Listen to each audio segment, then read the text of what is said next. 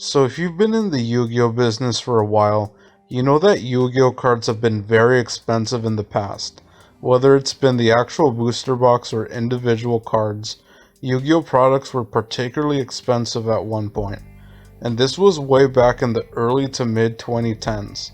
And I can remember specific sets that were exceptionally expensive, where some new booster box sets went to be about as expensive as 100 or 120 US dollars, which was insane to think about since sets were usually around 55 or 70 bucks, depending on your average local shop.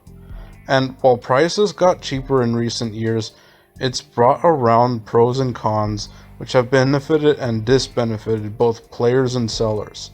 And that's the topic that we're going to focus on today. However, keep in mind this video isn't meant to have a conclusive stance or a potential answer to the issue at hand.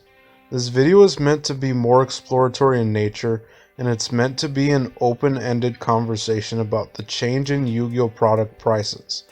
So, what do I mean? To be specific, let's focus on the change in booster box and individual card prices. Like I said, there was a point where booster boxes used to be 100 plus US dollars, and sets like Order of Chaos came to mind since the box itself was crazy expensive on its own. And a lot of cards in the actual set were very expensive.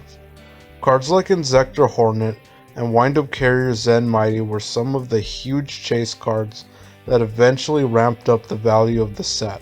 And this set had so many other valuable and worthwhile cards that were worth around $10 to $20 or even more that it made the set highly sought after.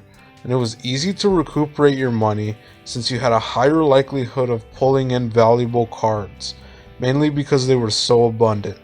And it was hard to believe that this set was initially sold for around 60 bucks, which gave you such a high profit margin if you were selling. And this was the main advantage to expensive sets like Order of Chaos. Expensive sets like this greatly benefit local vendors and sellers since they tend to buy these booster boxes at a flat rate from manufacturers. And these vendors really make a killing because they're worth so much on the second-hand market that players are usually willing to buy these individual cards up for much higher prices. However, if you look at the flip side, players usually have to fork over a lot of money, which makes it harder for players to enter the game. Unless you're a player that's looking to turn a profit from these cards, you're likely going to have to empty your wallets in order to afford these sets and individual cards.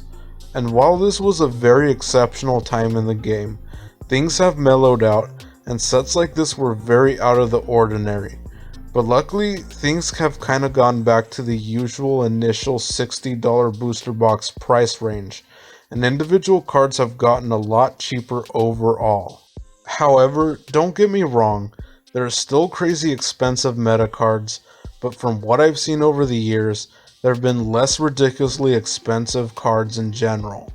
Back in the early 2010s, you had to use more individually expensive cards for your main deck, but the difference now is you tend to spend on more expensive cards for your extra deck, which has been a thing for a while, but at least you don't have to worry much about spending tons of money for your main deck now. Now it's actually more cheaper to build your main deck, which is great for players since they can affordably put together a main deck. And while it's better for players, it usually means that vendors or sellers aren't making as much from sales as they used to, since players used to spend a lot more money on their main deck. And if you're a vendor, this really does eat into your bottom line, which is problematic for the community in general, since vendors or local card shops are like the lifeblood for Yu-Gi-Oh card singles. And while you can get products from places like Walmart, local card shops allow you greater access to singles, which is vital for allowing players to build their desired deck. So it stands to reason that it's important for vendors to sustain themselves so that they can provide products and singles to the community. So if cards in any given set are worth less, it's tougher for vendors to make their living. And this brings me to my point that cheaper sets make things more financially difficult for local card shops to stay in business. Although the average player saves a buck, it's usually detrimental for vendors, which kinda outlines the tug and pull between players and vendors in terms of who gets the better deal. So this brings me to my main question. Is having lower value or cheaper prices in Yu-Gi-Oh better for the community? Or is it harmful? And this is the open-ended question that I'm interested in discussing.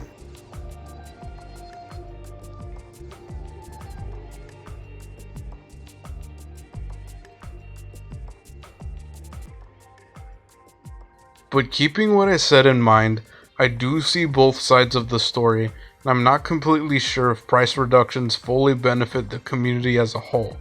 So basically, do cheaper prices benefit the Yu-Gi-Oh community in general? And this includes Yu-Gi-Oh vendors, as I mentioned before.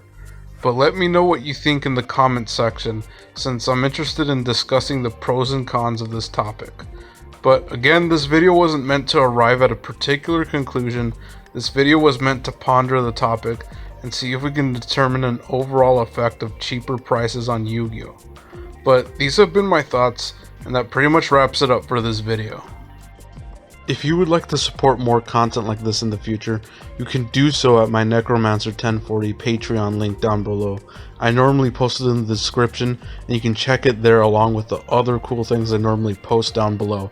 And with that, thank you so much for watching, thank you so much for your support, and I'll catch you in the next one. Alright, take care.